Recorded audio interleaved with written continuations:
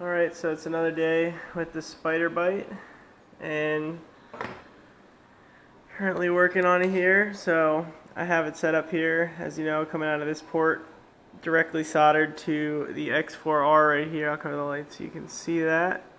You can see I'm fitting the RunCam Swift on its mount. I've actually flipped it around backwards, and I'm hoping that that's going to fit it. But I just wanted to show you something connected up to the computer now.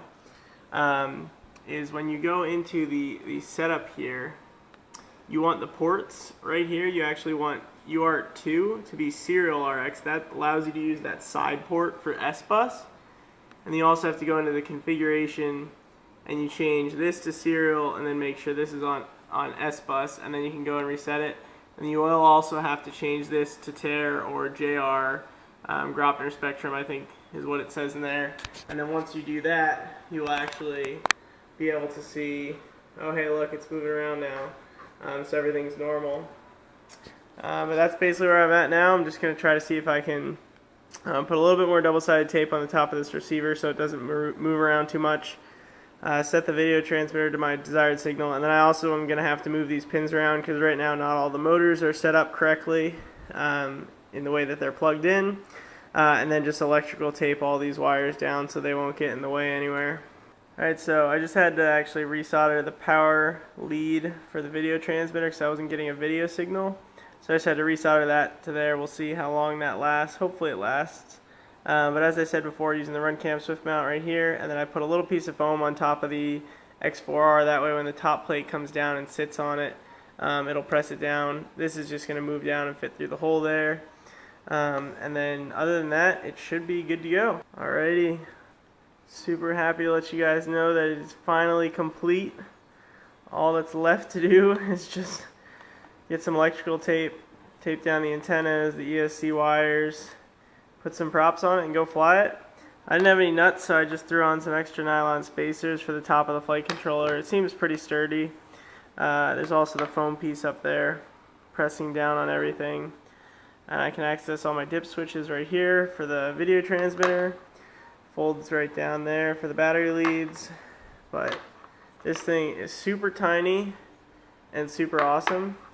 I'll go grab a scale quick and weigh it for you guys. Alright, so all up, no battery, 267 grams, which I'm super happy about considering that this thing is rated for potentially 750 grams of thrust per motor, which means it's going to be freaking ridiculous power to weight ratio and will most likely be one of my fastest quads and will probably compete with the KISS 5-inch Alien that I have. So I'm super happy about that, and in my next video you guys will see it flying.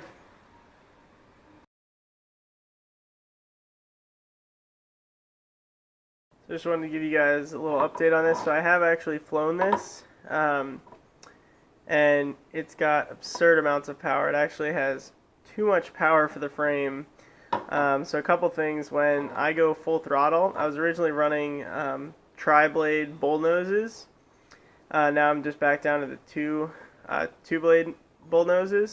But when I was running the tri-blade bull noses, it was so powerful that it actually bent the rear arms, and that would cause the quad to flip forward on its back. It would flip forward when going full throttle, which is very much not flyable. Don't know if it'll do that with this setup. I'm guessing it probably still will because these motors are very, very powerful and these props are still relatively aggressive for the frame. So what I'm actually doing to combat that is I'm actually getting another one of these frames and I'm going to put another bottom plate on.